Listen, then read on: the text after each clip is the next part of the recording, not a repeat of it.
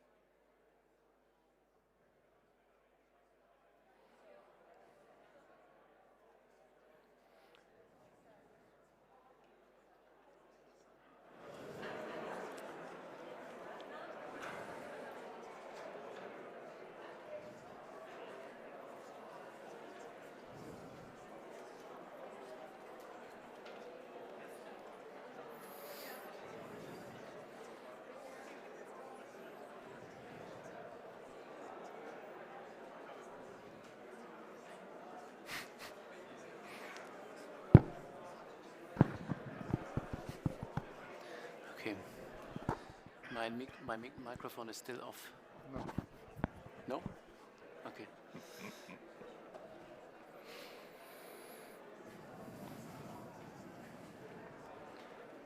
Maybe we start, it's going to attract the people that are in the back. Okay. Yeah.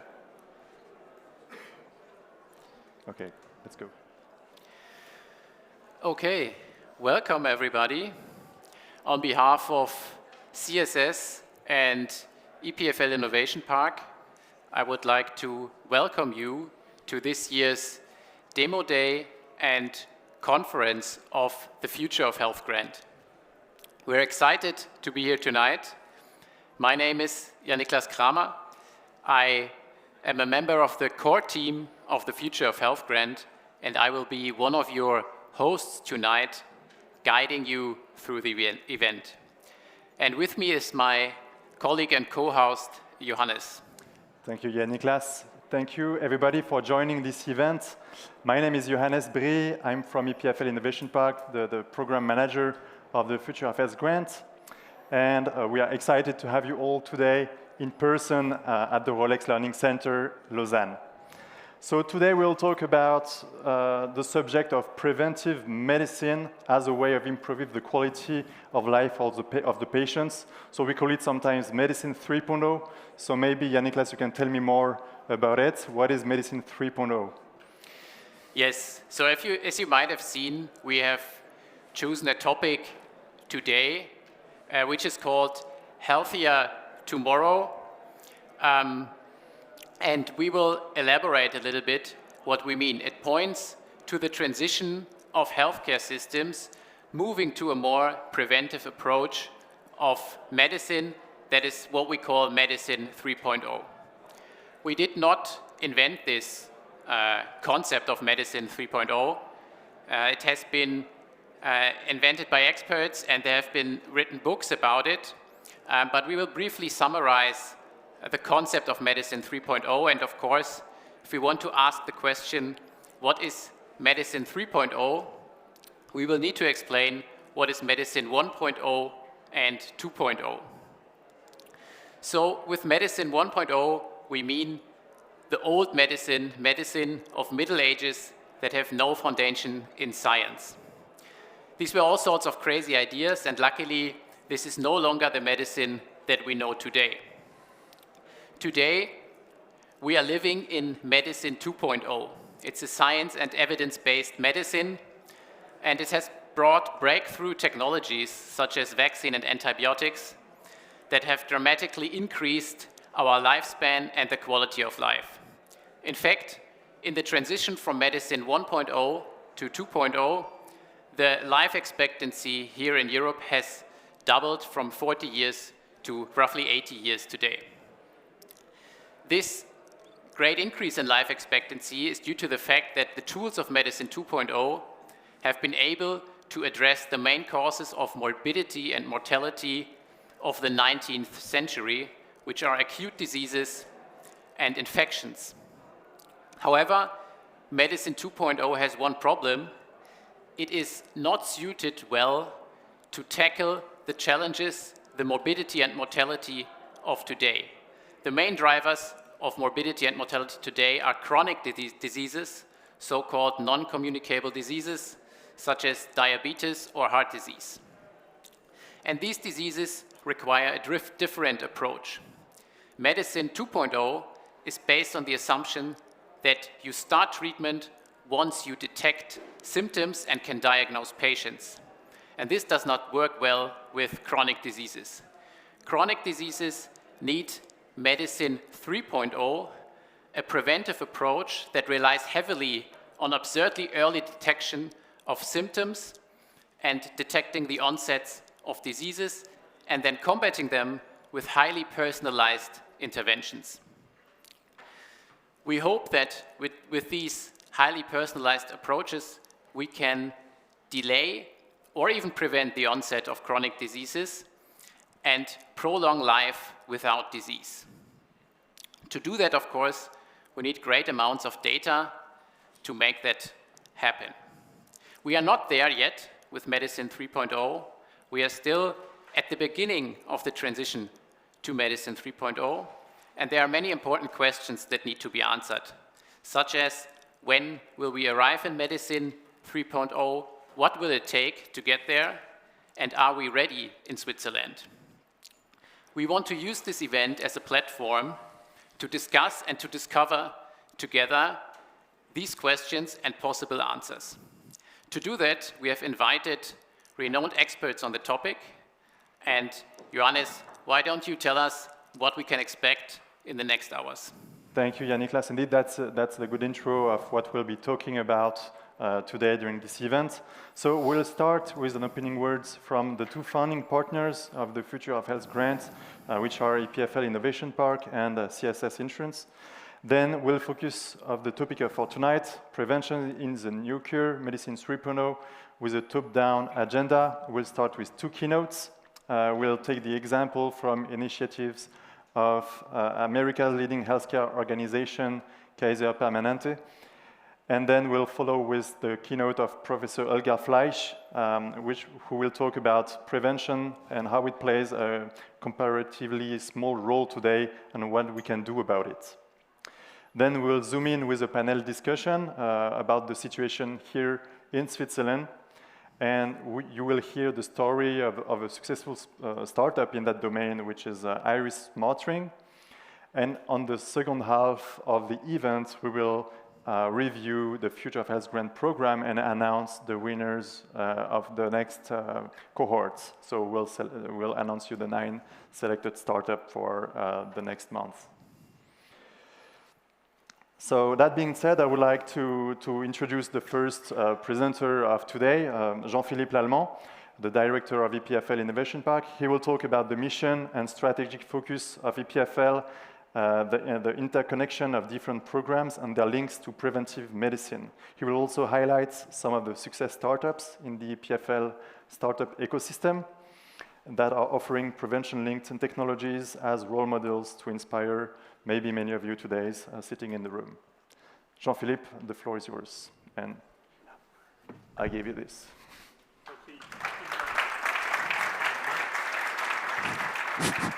C'est bon. Do I need to activate? No, fine. Thank you very much, Johannes. I thought you were going to make my pitch, but you didn't fully. Thank you. Very pleased to be here tonight. Welcome to all of you partners, founders, mentors, investors, and I guess all of the other people that are helping this community grow. Yes, I'd love this program is very important to us, not only because of the partners we're doing it with, because it aligns very much with our new mission and new focus that I will briefly explain. We have 30 years of experience in leveraging innovation and impact, and that makes us quite unique in many ways. because, well, of course, the Innovation Park, we rely on the research from EPFL, we rely on a very extensive, a very broad research, and deep as well, with a lot of excellence.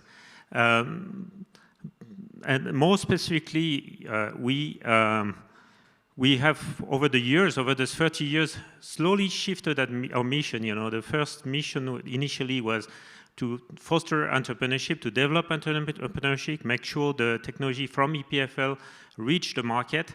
But nowadays, what really concerns us, what really is our main driver, is to make sure that we collectively achieve an impact. We achieve an impact by leveraging those disruptive innovations and making sure they improve society and they improve the planet.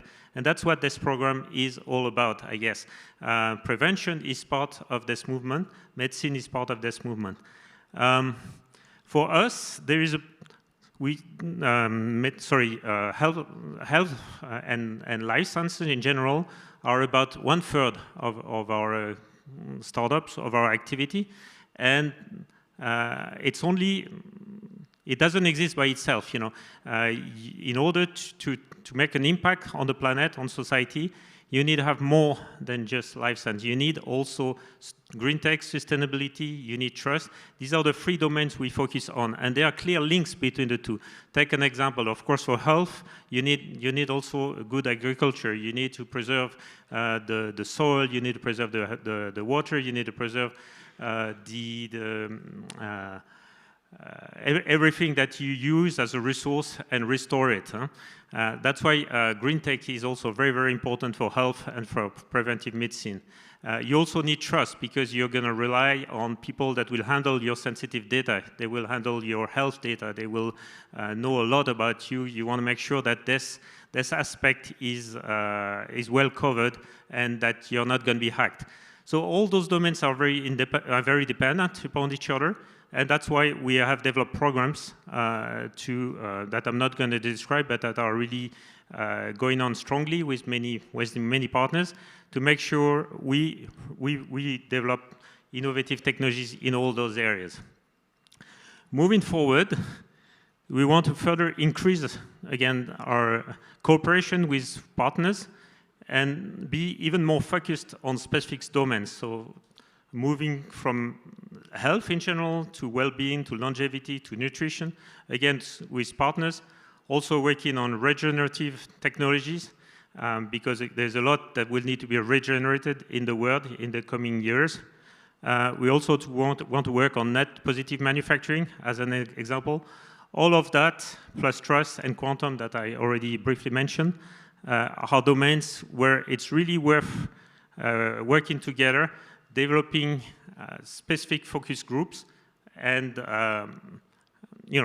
getting to the next level, because these are not easy domains to tackle individually, and I don't think any single company can do it, or university. Moving back to preventive medicine, what I found interesting to note is that we have an evolving ecosystem. We already have a base in the region of relatively established companies, that some of them are listed here: AC Immune, Amazantis, Abionic, Domo Health, Sophia Genetics are among the companies that are well established and contribute to this preventive medicine domain. And we see and we welcome through the program some new ones like Genomics or Loop Medical, Safeter, Smart Cardia, a bit younger, but there are even more new ones that obviously you're going to discover that. So we have a base, but it still needs to grow quite substantially. And I like very much this description of Medicine 3.0, because life expectancy is not a given. Huh? I think you know that. You know what happened in the United States in the past few years, and we can see there is a dramatic shift down, the dramatic reduction in life expectancy that is likely due to COVID, but also to all those more systematic diseases that are taking place nowadays. And the question is whether the green bar will go up rapidly again, and catch again the blue bar, or are we going to see the blue bar stagnating and maybe going a bit down? That's the interesting question that I hope we will debate today. So again, welcome very much. I think you understand for us how important this domain is, along with the two other domains we're tackling, green tech and trust. And I wish you a very good afternoon.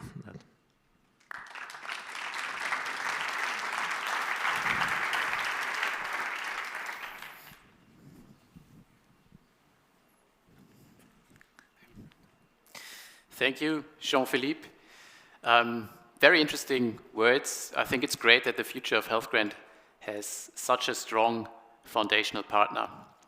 I now would like to welcome Bernhard Röger, the President of the Board from CSS, the second founding partner of the Future of Health Grant, on stage.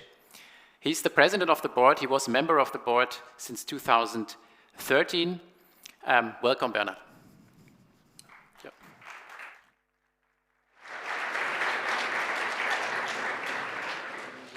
No prompter for me, so I need to turn my pages. Dear representatives of startups, dear partners of the Future of Health Grant Program, dear experts from EPFL, dear investors, journalists, dear auditors. Let me start by thanking all of you for your attendance here in this iconic location, the Rolex Learning Center. We have come together today to celebrate an important occasion. The first year of the Digital Health Innovation Platform, the Future of Health Grant, which was launched thanks to the EPFL Innovation Park together with the CSS. As the new chair of the CSS Board of Directors, I'm delighted to share my enthusiasm for this platform with you. As you know, the values it embodies, those of innovation and entrepreneurship, are particularly dear to me. And I believe that they are values we can easily apply to the world of healthcare in order to better meet patients' needs. The advent of digital technologies is revolutionizing medicine. We are about to transition from medicine in its present form, medicine 2.0, which demonstrates its scientific excellence on a daily basis, but is focused on treating conditions that are already present, as form a medicine which increasingly makes room for an aspect that currently remains on the margin. I am referring to the preventive medicine, this explanation you gave us before with Medicine 3.0. Contributing to the advent of the, let's say, digital medicine, that is the Future of Health Grant mission. Through this platform, we help those with the potential to develop innovative digital health solutions, to establish an efficient business model and find their clients. And the value our collaboration with EPFL, as it facilitates research and development in the field of digital health. The use of digital technology in the field of healthcare extends the potential of medicine. Thanks to data and artificial intelligence, diagnoses are becoming increasingly accurate and treatment more personalized. Giving practitioners access to the medical information they need improves the coordination of care. But in order for digital technology to fully cover its vast potential, it must be implemented with common sense. Digital tools must be designed in a simple and efficient way that makes them easy to use for every stakeholder, every insured person. This may sound obvious, but it is something that requires a great deal of attention during the initial design process. The views of all the interested parties must be taken into account if we want solutions to work that benefit to everyone. At the same time, the solution must comply with regulatory requirements, particularly where data protection is concerned, because only perfect data privacy will allow us to build the trust and confidence that is essential in the digital world. When we speak about revolution, we are also speaking about changing minds. I have been championing pioneering solutions all my life. And this is what I also want to achieve at CSS. We must learn to think differently, to be more curious, to ask questions, to interact with others, to react quickly. Innovation is not a prerogative of the research teams. It is something we can all do. And this mental agility is key to enabling CSS, together with all of you, to play a part in shaping the new healthcare landscape. In conclusion, the Future of Health grant is a magnificent project, offers real-world solutions, promotes new interdisciplinary governance structure between actors with very different profiles, and all with the sole aim of improving the experience and well-being of patients. And I would like to thank all our partners for their expert contributions that give this project its unique collaboration character. Ladies and gentlemen, in today's interconnected world, it is only by working together that we can succeed in developing the novel solutions that will shape the tomorrow healthcare. Thank you for your attention and have a nice day.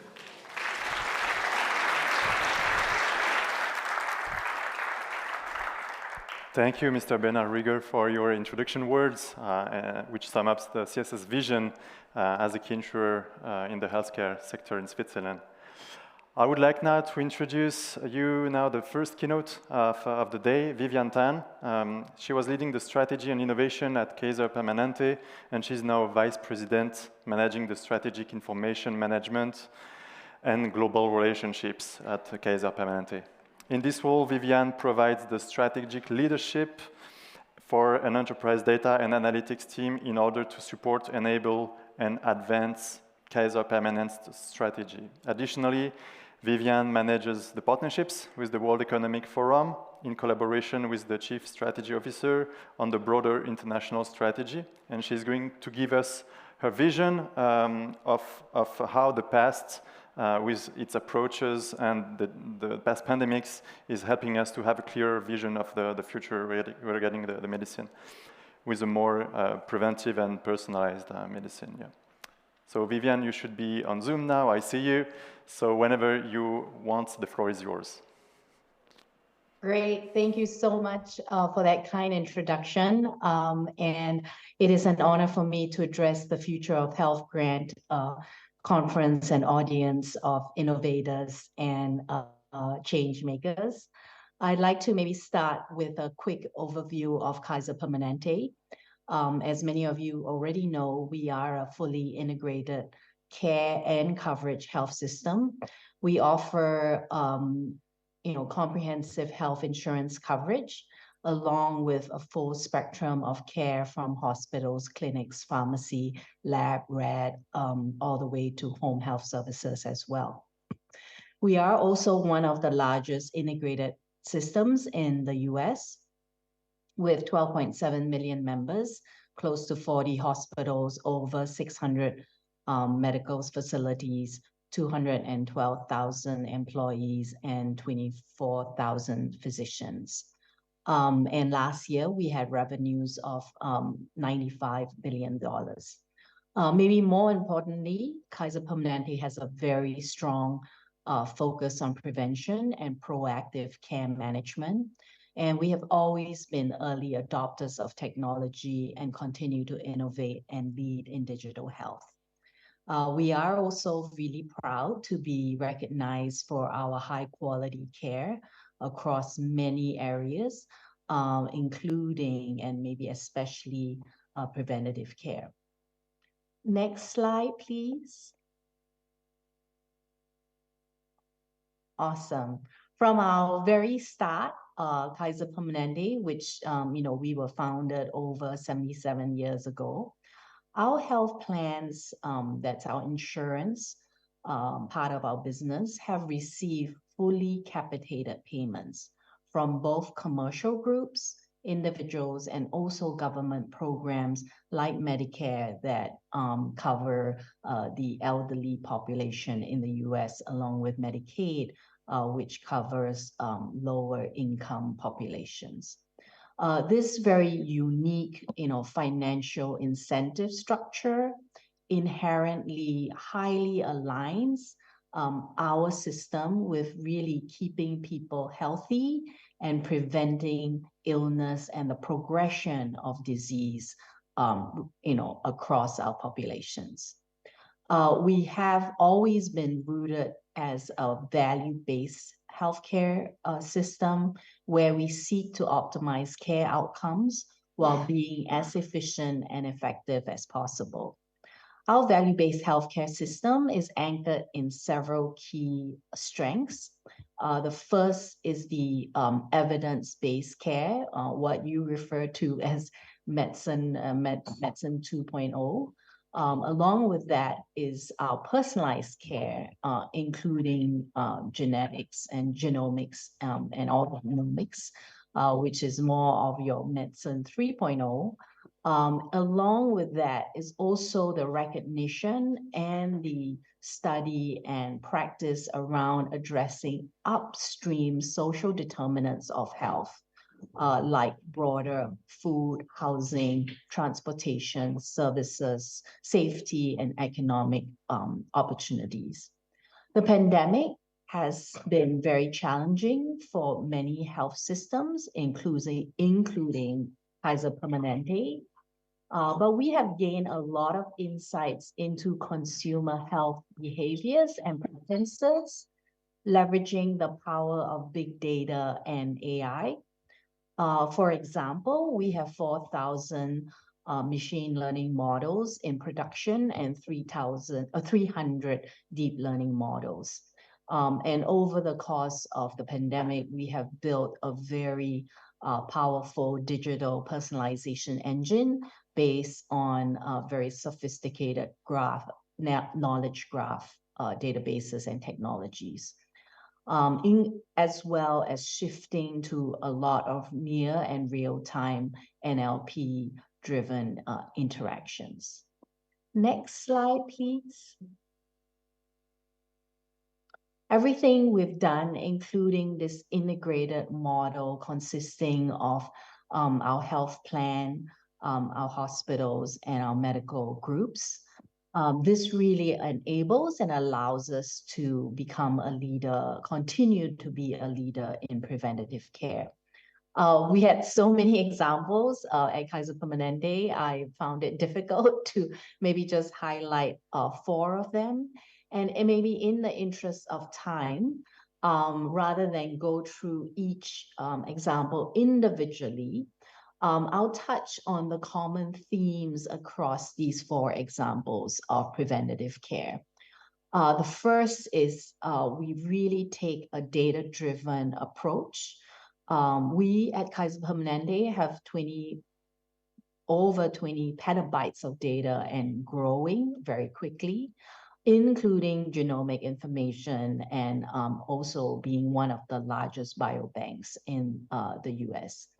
And the prediction and insights we look at are a lot of segmentation work, member and patient segmentation, and we focus on various segments, including the at-risk segments. So population segments that do not have a disease or illness or condition yet, but are at high risk of getting that condition.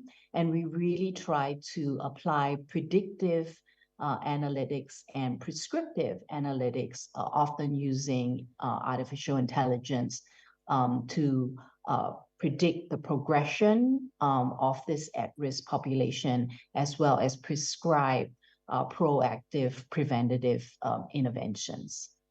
The second key theme across all of these examples is our key concept of care without delay.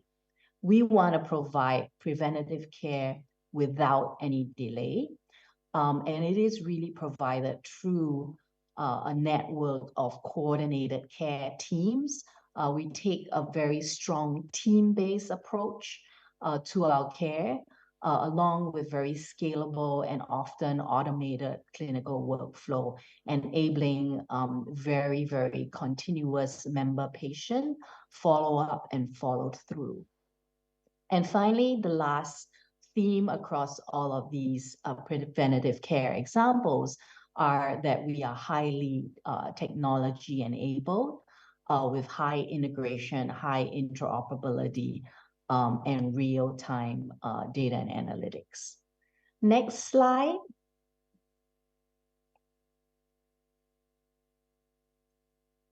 So maybe I would like to leave you with a thought and maybe a call to action. I know many of you are key innovators and experts in your areas. The future of health and healthcare are really in our collective hands.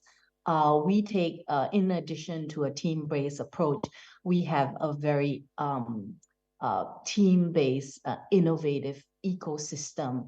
At Kaiser Permanente, we actually have, internal innovation arm, as well as KP Ventures. So we actually have our own ventures group as well. And we have a strong and long-standing partnership with many internal and external innovators across both the public sector and private sector. So when we take a common collective approach, we can really change and innovate the future of healthcare. And I am very excited to have had some time today with you to walk through our approach to what you're calling medicine 3.0. And we also wish you the greatest success, both today at your conference, demo, and into the future. Thank you so much, and thank you for having me.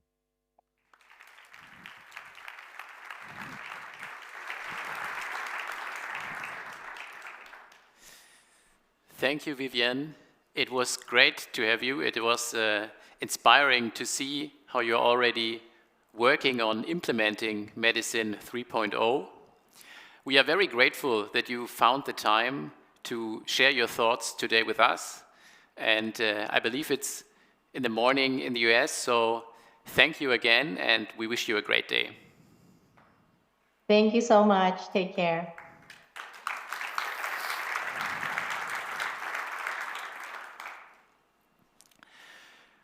Okay, so now after we've heard examples from overseas, I think it will be very interesting to hear what experts from Switzerland will have to say about Medicine 3.0.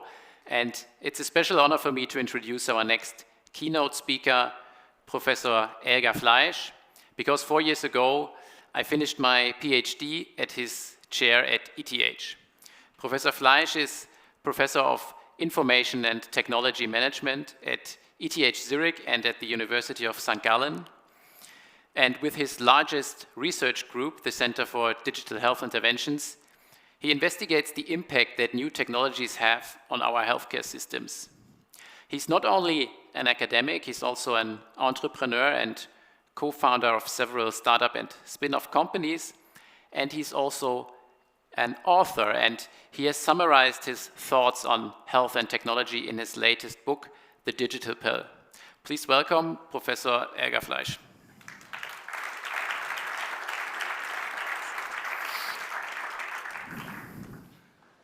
Okay, So thank you very much for inviting me to this wonderful place. Actually, I have no clue how you guys can work with the lake here in the back. It's just fantastic here. It's an honor to be here. And so please, what you hear right now is an engineer's view, right? Some practitioners really hate that a bit. So I just want to talk a little bit about why prevention is really important with Swiss numbers, very briefly, and then why it's not working today, maybe a little bit provocative, and then how we can fix it. So the first driver, okay, that's how it works. The first driver is that's the first driver why we need prevention is that we have this pandemic of chronic diseases. Just very briefly, well, the medicine we developed in the recent 100 years was just fantastic. Life expectancy increases. People don't die anymore of infectious diseases. However, what you see is that we have really an aging population. This is more or less true across the Western world. So from a slim arrowhead, we really move toward a kind of fat inverse pyramid. Here you see my age, and if you move myself for 25 years ahead, oops, that didn't work.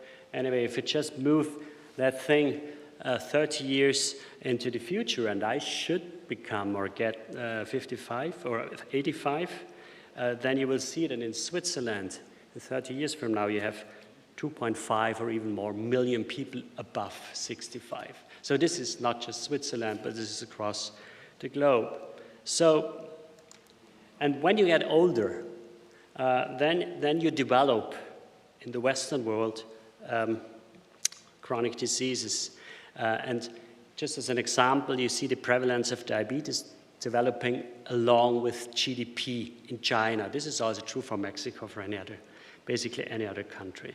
So every second inhabitant of China these days has an elevated blood sugar level. So, and this is true for all chronic diseases, for all regions. So we live longer. However, this life expectancy it increases. But what you see on the right-hand side is that we live way longer with disabilities. So this is this JLD means years lost to disabilities. That increases dramatically. We get older, but we lose life quality. 80% of these years lost to disability come from NCDs, from chronic diseases. So this is a huge toll on all individuals, but also all families who have to take care and society. So that's why these chronic diseases account even today for 85% of all healthcare costs across the globe, because you are not sick just for 2 weeks or 2 months, but you usually are sick for the rest of your life. So the healthcare costs explode in the US. Despite we have Kaiser Permanente, which is really a fantastic showcase, it accounts already for about 18% of GDP, which is incredible. So also in Switzerland, these numbers look a bit insane, and just look at the outlook for your health insurance rates. So why is this the case? As said already, we developed a wonderful healthcare system in 1900, and that's the system we still have today in place. And in 1900, the leading cause of mortality has been acute diseases. So that's the left-hand side. On the right-hand side, you see what we have 2010. The leading causes of mortality is chronic diseases. And these systems are just not fit for it. It's completely different disease patterns. So the healthcare system was so successful in the old world, but it's not successful in the new world. Then we have a next driver, which shows us where the future probably goes, where the evolution will come, and the evolution probably is the strongest force we have here on this globe. It's technology, especially digital technology. We want to look at one dimension briefly. So how did the internet change retail, change banking, change traveling, change education? Well, it shifts tasks upstreams to consumers, from companies to consumers. So it increases autonomy, and it generates lots of actionable data. And that is also true for healthcare. Just let me give you a few examples that show what I mean. About 60 to 80% of the average German-speaking person seeks advice before he or she visits the doctor to Dr. Google. Of course, then also develops hypochondria. Many of you start using free trial tools, triage tools, to see whether I'm really sick or not. Some of you who are really sick look for help from other expert patients and platforms like Patients Like Me. This shows us that privacy is only something for privileged, healthy people. If you're really sick, you don't care about privacy, you care about help. Then we have this time series data that measures the help for the first time on a timeline. And many of you start doing that for your own benefit, but maybe in the future also for the benefit for society. Then we expand the lessons we have from pregnancy tests to other fields. So we start testing ourselves. We are deep coupling consultation, examination, and data generation with every new test that develops also at EPFL. Then we have citizen scientists who happily generate and share new data despite all this privacy talking. Now, let me sum up. So these are the two streams that move towards prevention. However, as of today, only about 3% of healthcare spending flows into primary prevention, 3%, which is nothing. Why? Well, that's what I want to show you on the next 2 or so slides. First of all, what is prevention? There is these 3 stages of prevention. When we talk about prevention, we usually mean prevention, the primary prevention. That means you are not sick and you want to prevent from getting sick. Then there is secondary prevention. That is to detect, if you're a risky person, to detect very early on and treat your disease in an early stage. And tertiary prevention, that's when you're really already sick and you take care of not getting way sicker. Now,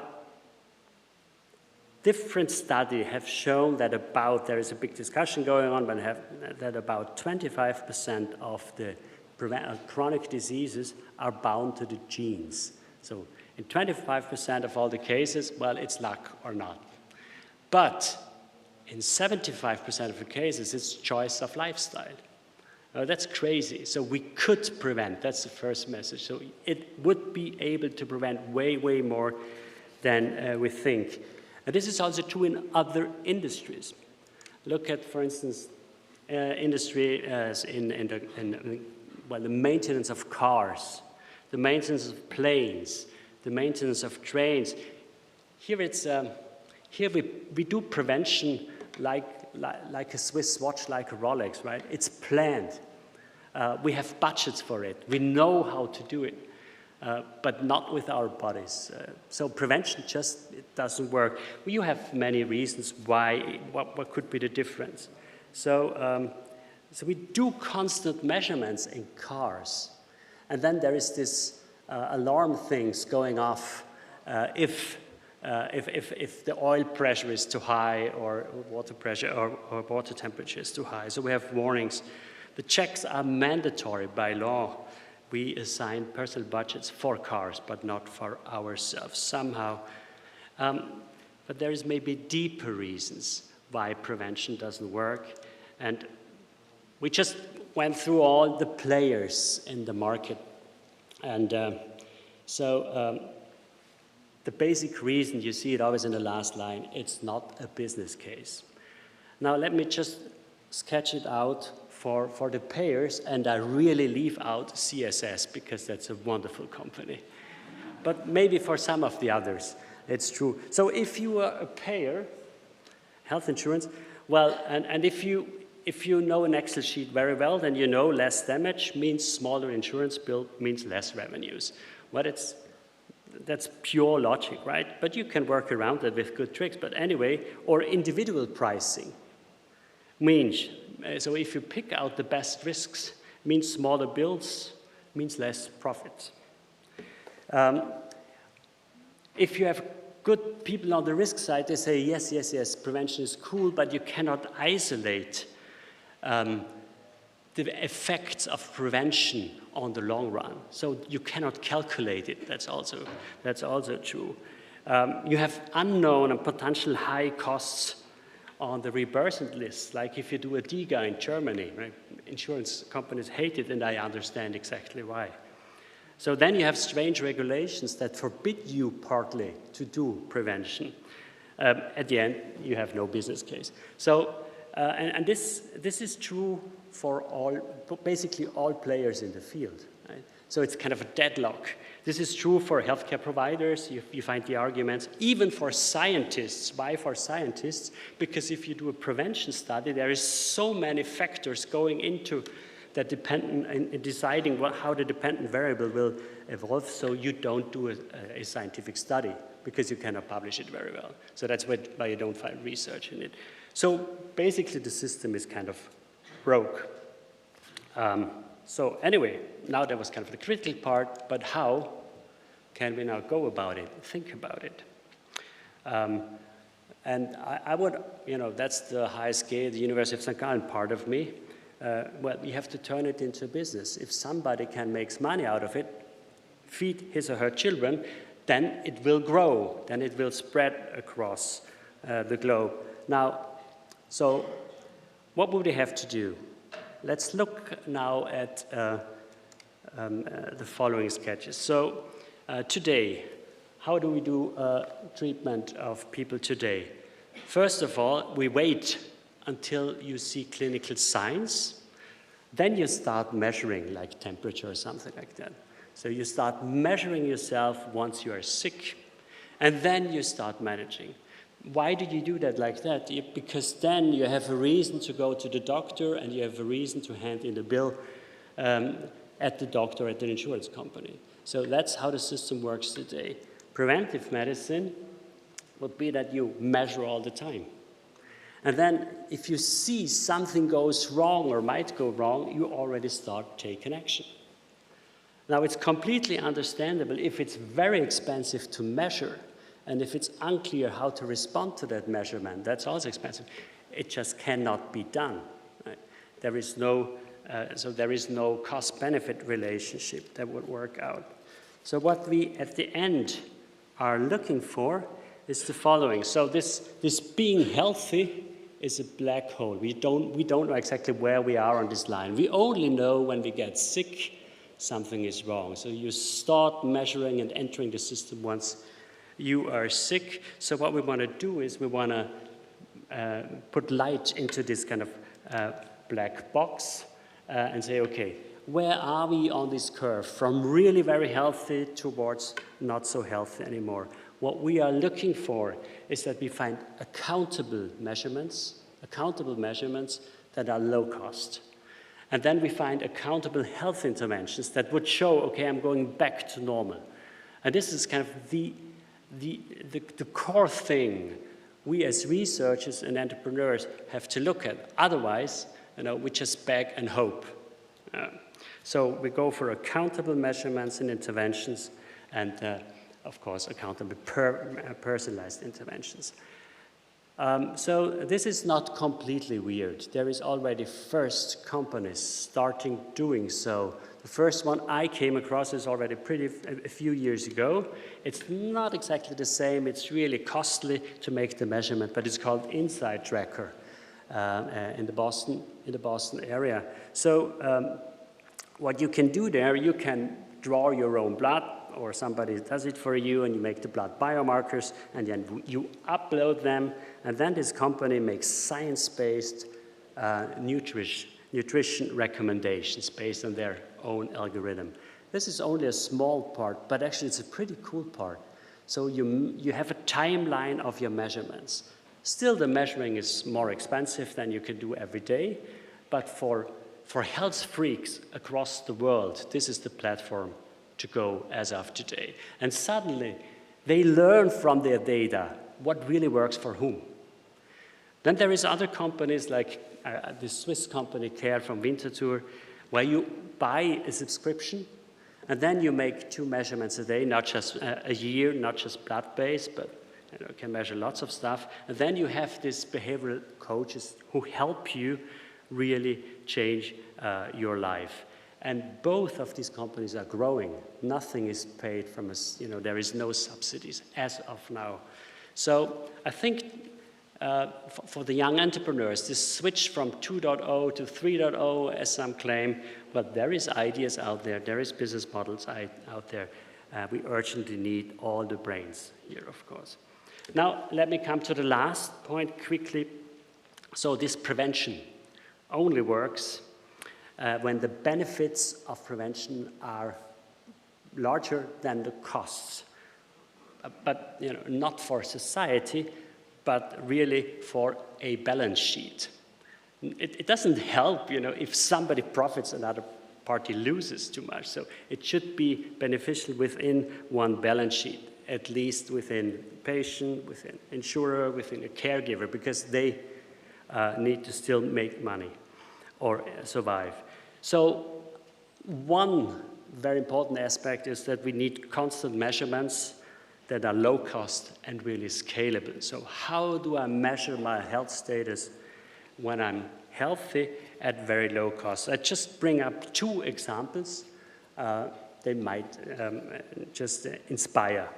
So one was like, the question was, can we detect in a very scalable way if someone's asthma condition is getting worse or getting better? So we talked to doctors, and they said, well, if you could count how often a patient would cough during the night, that would be interesting. So you cannot count that as a human being, but if you have a phone that listens to it, if you have a machine learning algorithm on it that starts separating counts from dogs barking or from other things, then you suddenly can develop a very interesting digital biomarker. This sounds simple from a technical point of view. Sorry. This sounds simple from a technical point of view. It's not that simple. So it led over many experiments, finally, and I think it was also CSS backed, which I'm very proud of course, to a company called Resmonix. It's a startup company. You can go through all the disease patterns that are of chronic, that are important. Another startup we supported in the early days was, they had the question, can we detect mild cognitive impairments with very simple tests without brain scans? So if you can detect mild cognitive impairments, then you're on the highway to detect early Alzheimer's or any other form of dementia or Parkinson or stuff like that. So that's a long march. But finally, in 2001, this tool, which is with the company Altoida, a spin-off, received the FDA breakthrough device designation. We are not there yet, but this is another example where research could, in a medical field, in the field of digital biomarker, could contribute to changing the world for the good. I'm now summarizing what I tried to say. So I think we are really on the verge to a new epoch in healthcare, towards this medicine 3.0. I would say it's kind of evidence-based, personalized prevention. And I think we only can be successful if we find business models around it. So it's the tech people, the business people, the medical people really have to work together. And I really want to congratulate CSS and EPFL for this fantastic venue and venture you putting here together. And I hope that many of the students and entrepreneurs are going down that road and design the future system of our healthcare. Thank you so much.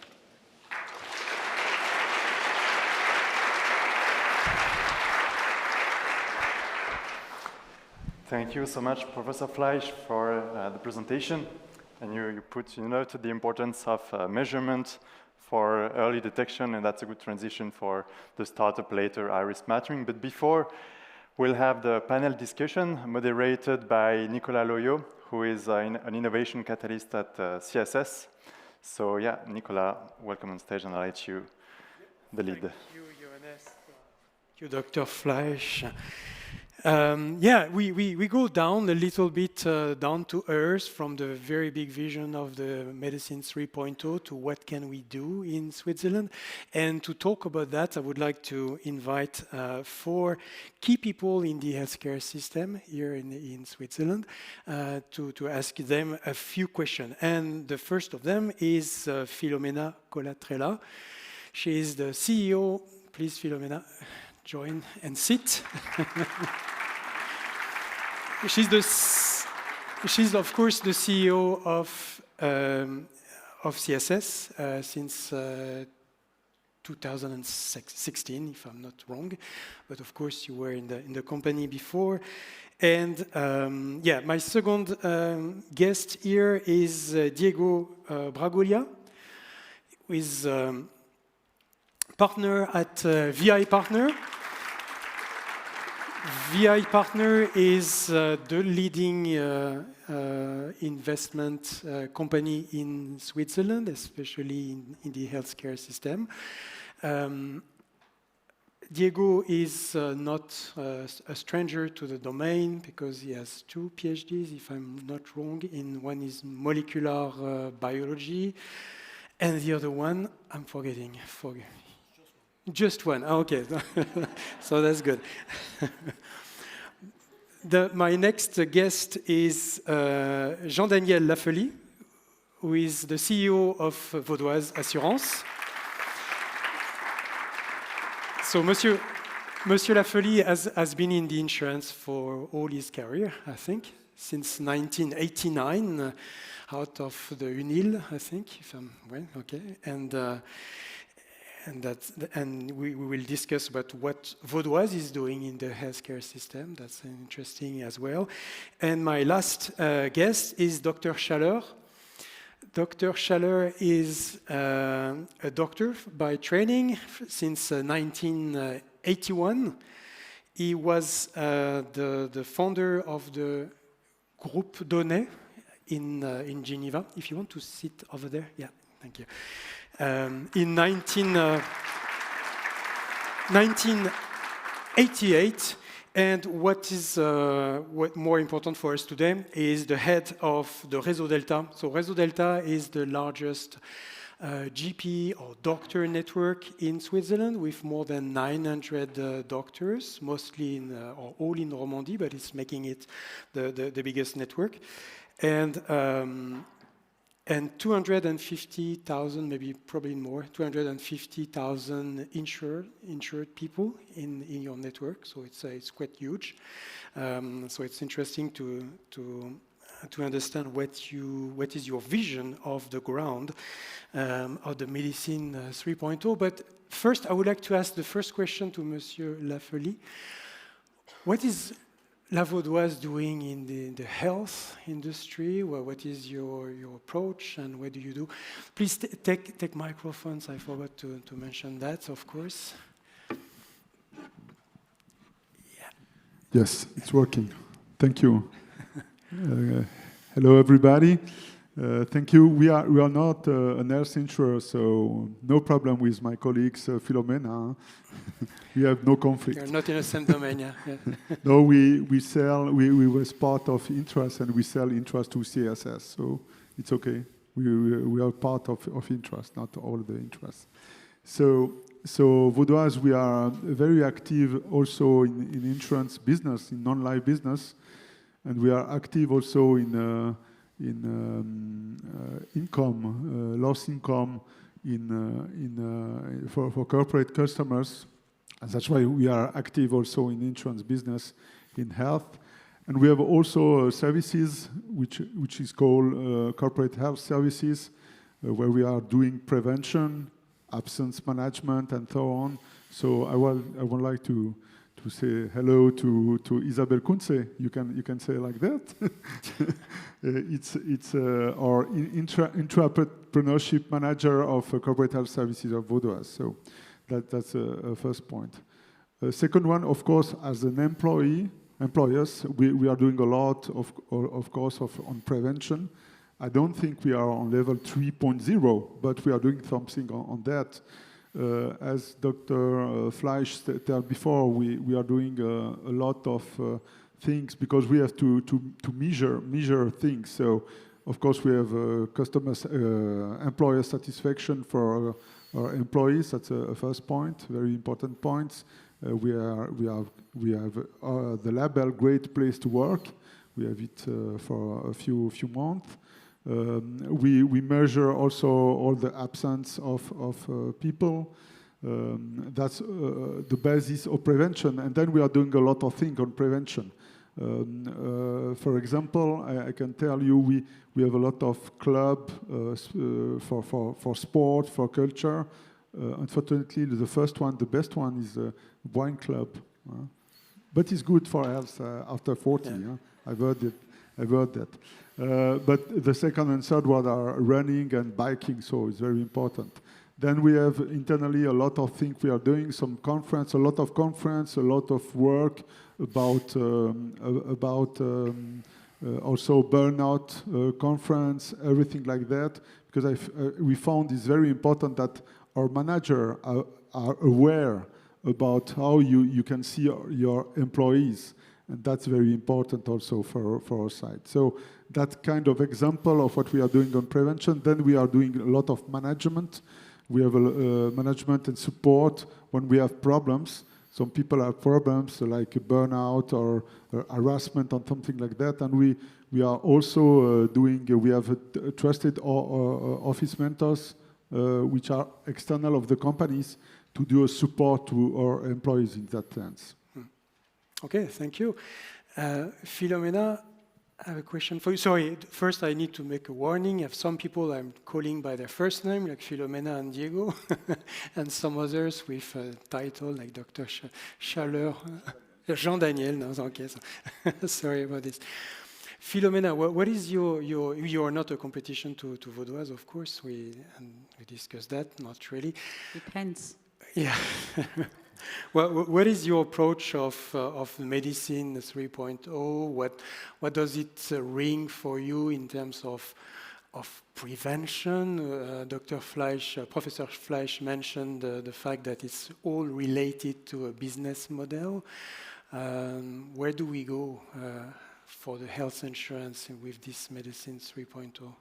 Well, first of all, thank you very much to all partners and to EPFL for doing this partnership, this important partnership. Thank you also to the startups who are here and without whom this platform would not be possible. So thank you very much. I'm really happy about that.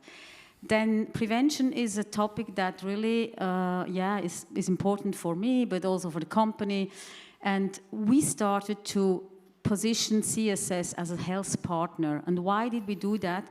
Because we think that the whole cycle of care is important, and that we want to have a role on the whole cycle of care. And it starts really with the primary prevention on the first phase of a life cycle. And of course, we offer our customers things like different platforms for prevention and health promotion, such as Enjoy 365, Active 365, where the threshold for doing exercise is very low, so it's accessible for everybody. And on the middle phases, becoming sane or living with an illness, we just engage in secondary, above all, tertiary prevention. But we have to say that all these activities are done above all in the complementary sector. And why that? Professor Fleisch is right when he says we have to measure our health status, and we have to find a business model around that. I agree, but the topic is that we don't have any legal basis as a health insurance company to do prevention. Just one example. We did generic mailings till the last year. So when we saw that one of our patients or insurance people or policyholder took a medicine or a drug, we could just give him a recommendation on the generic.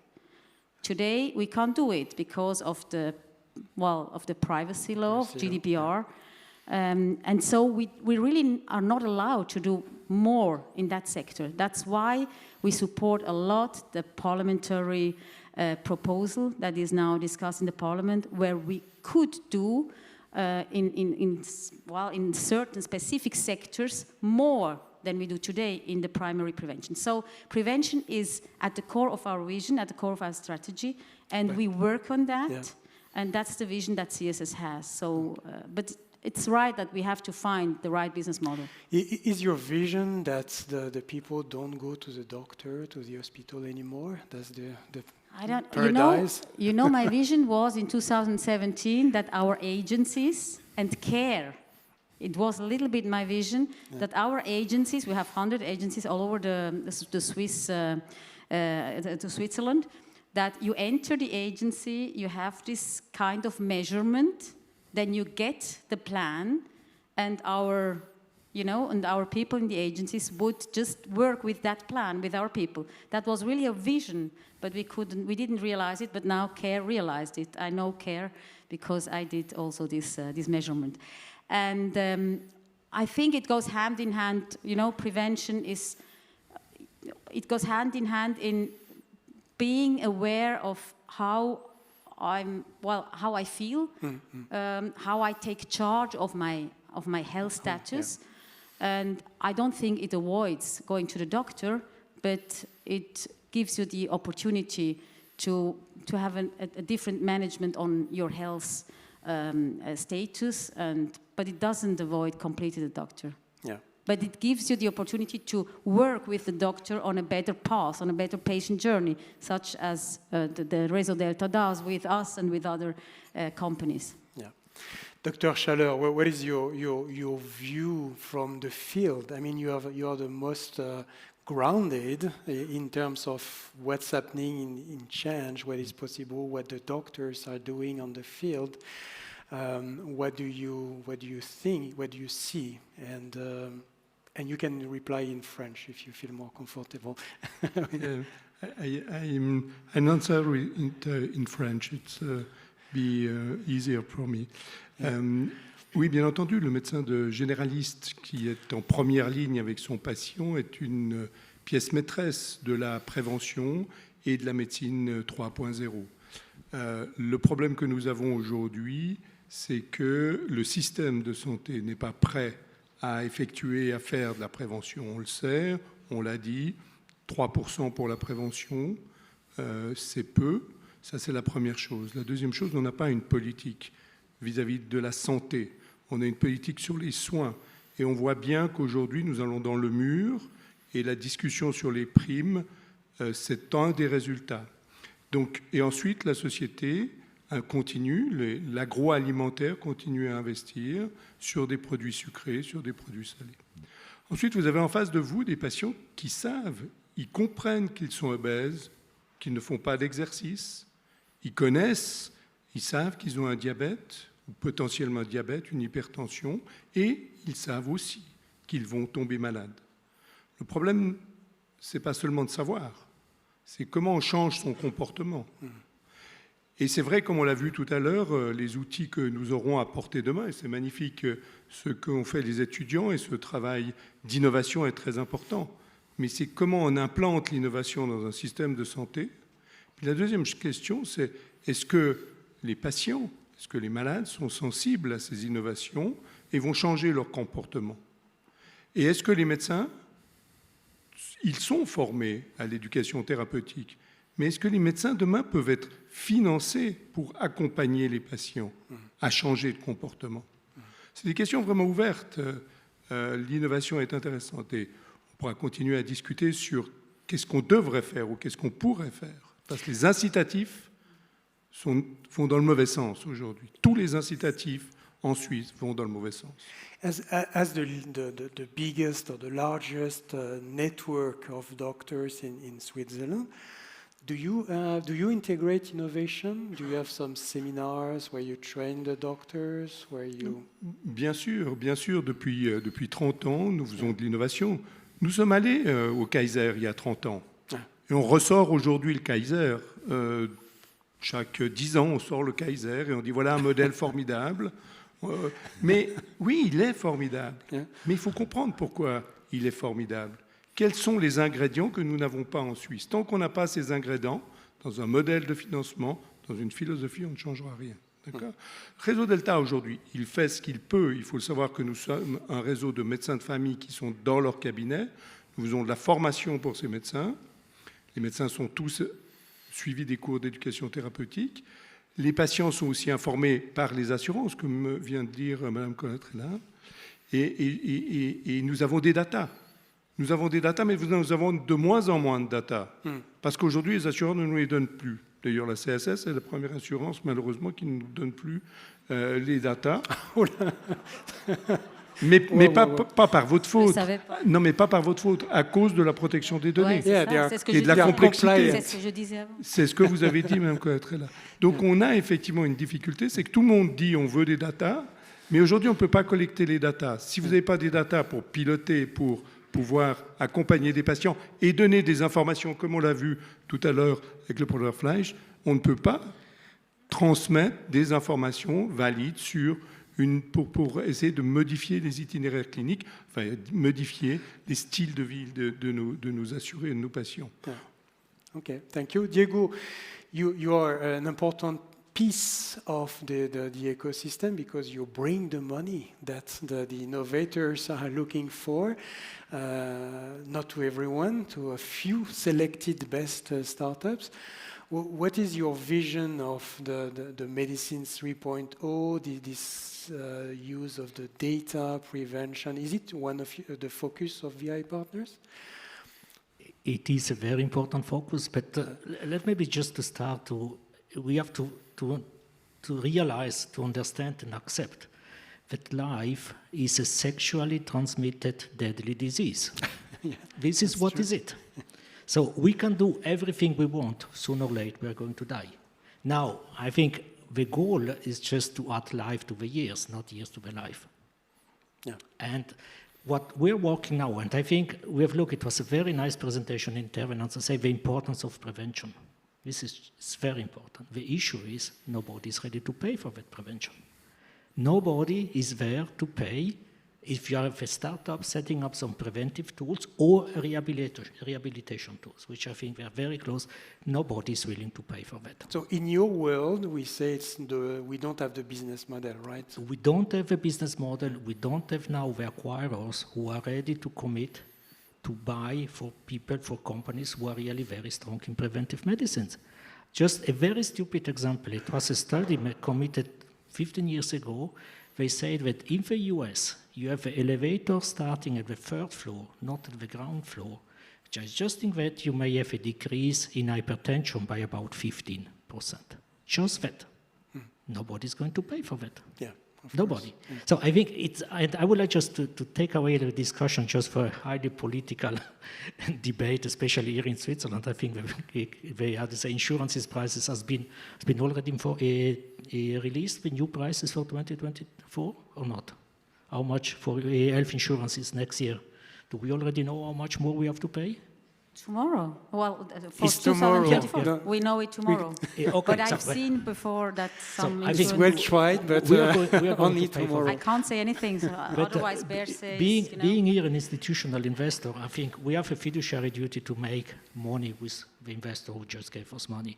And I think being in that very, very important field of preventive rehabilitation medicine, there is really no market. There is no market. Yeah. So there is the business model which is impeached or blocked by the law somehow, but wouldn't be the solution to create some pilots together, and these pilots we prove to the BAG or FSP that something is working. do you think, Philomena, it's a way to go? I think I'm just asking the question because you have a pilot together. I would have referred to that pilot. Exactly. We have a pilot together. Do you want to say something? With the Dr. En français? In English. In English, okay. Yeah. No, we have a pilot. We just have this pilot. We launched the pilot together with Réseau Delta. What is this pilot in 2 words? Well, the pilot consists in integrating different actors, health players, such as physicians, such as home care institutions, such as hospitals. And I think the main objective is to find, the monetization system to eliminate the wrong incentives. Yeah, I think that's the main issue of these pilots. How do we find the full capitation model to be really effective and to have some kind of Kaiser Permanente Kaiser Permanente effects without a financing model which considers the whole patient journey and the activities, on the different touch points on the patient journey. The integrated care model has no sense. So if it's fragmented and you have a full capitation, so it's very difficult to get through. So we presented the pilot to the Federal Office of Public Health, and we hope that we can make some pressure on that. Otherwise, we do it anyway. We try to do it anyway. Je crois que pour replacer la discussion sur le projet pilote, comme vous le savez, en Suisse, depuis à peu près 20 ans, il y a eu 64 motions et propositions de changement de la LAMAL au Parlement. Aucune n'a passé. Fort de ceci, M. Berset a nommé un groupe de 15 experts qui ont travaillé, 15 experts suisses et internationaux, qui ont travaillé pour essayer de trouver des solutions par rapport à la problématique du coût de la santé, de l'augmentation des coûts de la santé en Suisse. Parmi ces propositions, plusieurs propositions ont déjà passé la rampe, c'est-à-dire le contrôle des factures, la transparence, le prix des médicaments. Et puis, pour essayer de changer quelque chose au niveau de la LAMAL, il a été proposé d'introduire dans la LAMAL l'article 59B, qui est un article pour et en faveur de projets pilotes. Donc, tout acteur du système de santé, assureur, prestataires, cantons, peuvent déposer un projet pilote à l'OFSP avec de l'innovation. Si ce projet est accepté par l'OFSP, une ordonnance sera édictée et puis ce projet pilote pourra effectuer ces transformations pendant 3 ans. Il sera évalué et ce qui est très intéressant, c'est que si l'évaluation est bonne, il sera directement intégré dans la loi sans nouvelle votation. Donc, comme l'a dit Mme Colatrella, ce projet, c'est un projet qui nous permettrait enfin d'avoir un budget global et de pouvoir fonctionner comme nous l'a montré la personne représentante du Kaiser, et surtout revoir les incitatifs et financer les médecins de premier recours selon une autre modalité, sur la plus-value qu'ils apportent, sur l'efficience par rapport à un budget qui est alloué à une organisation ou de manière à pouvoir comparer un patient qui est dans le système et un patient qui est hors de système. Je pense que c'est la seule possibilité d'avancer rapidement dans ce pays pour transformer le système et pouvoir implanter les innovations, des innovations disruptives. Tout le monde aura un intérêt d'améliorer la santé de la population, les santé individuelles, parce que nous alignons en fait les incitatifs. Yeah, I think we all share this vision. We are here to talk about innovation. Did you involve some startups in this pilot, or it was not necessary, or you wanted to secure first the pilot with the people were established like Clinique or Hôpital de Morges, people like this? Or are you ready to bring some startup with new innovation into this kind of pilot? Oui, je pense qu'il y a beaucoup d'innovations qui peuvent être implantées. Bon, ce qui est important, c'est de dire au départ, il faut une innovation organisationnelle. Je pense qu'il nous manque aujourd'hui, c'est de l'innovation organisationnelle, c'est du partenariat entre les différents partenaires. Nous avons la chance, effectivement, de travailler notamment avec la CSS, surtout depuis un peu plus de 30 ans, enfin 30 ans avec le réseau Delta, ça a toujours bien fonctionné. Et on sait que c'est des partenaires avec qui nous pouvons faire un bout de chemin.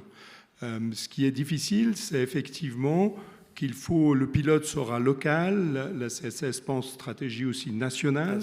Donc c'est bien dans le cadre du pilote. C'est un gros effort pour la CSS de se lancer dans ce pilote, parce qu'elle doit aussi mettre des forces, des efforts, mais je pense que ça vaut la peine.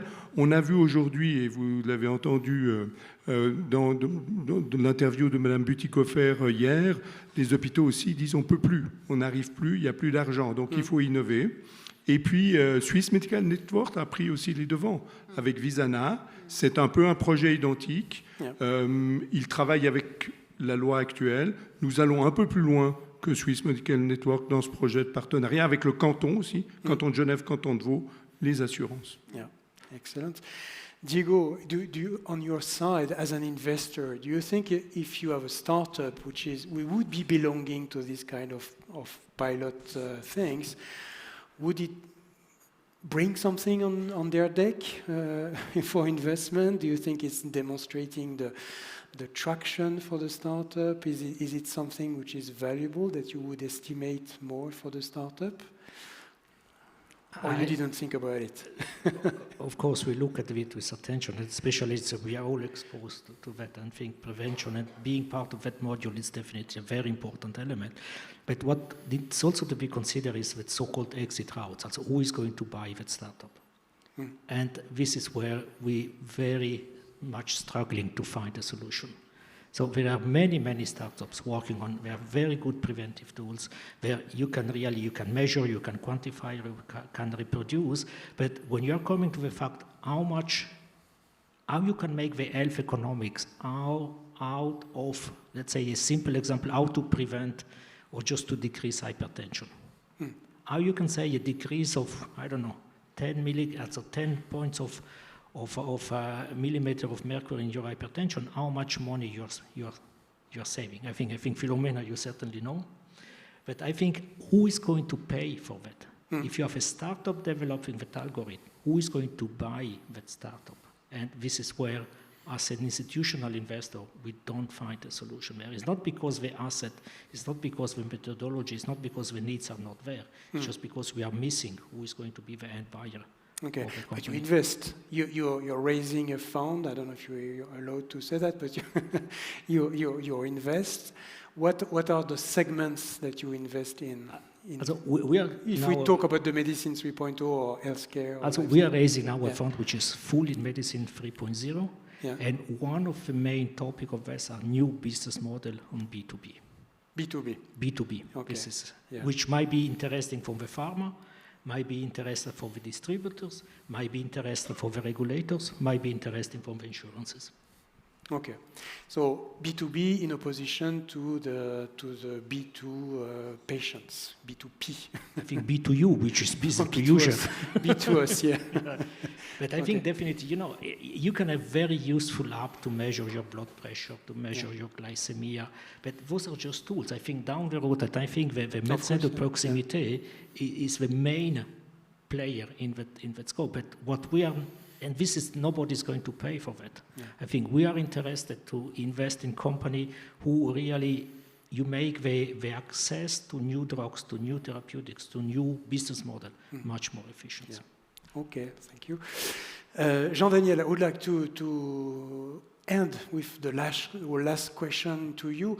Do you think that finally the move would come from the companies, from the corporates? Maybe if they take the lead to launch prevention programs for their collaborators, would it come from this side? I mean, to demonstrate what is the prevention medicine 3.0, would it be an avenue for pushing this topic?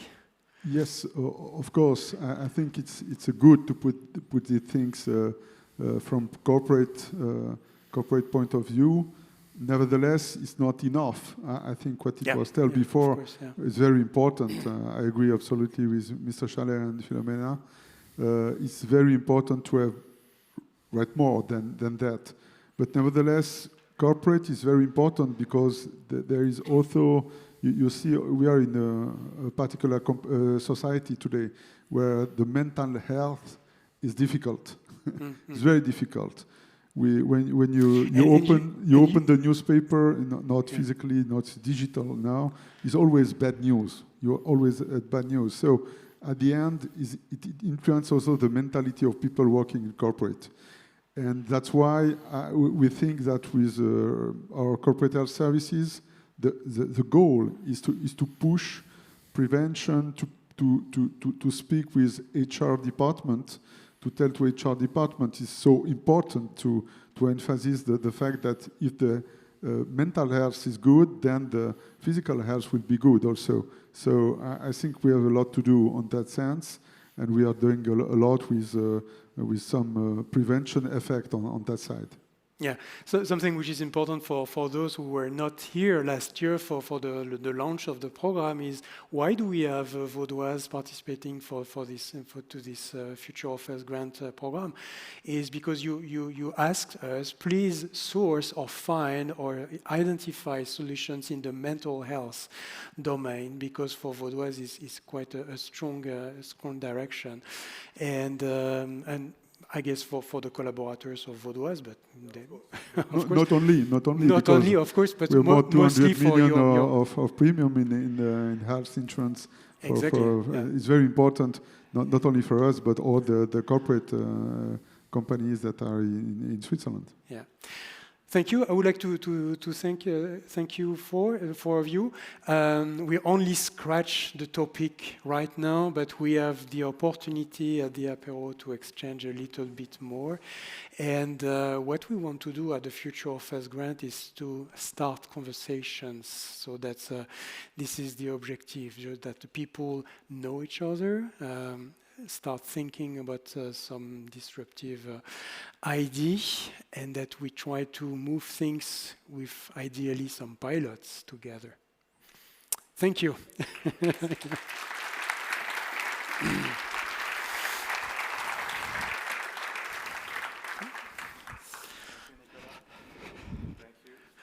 Again. Mike. Okay.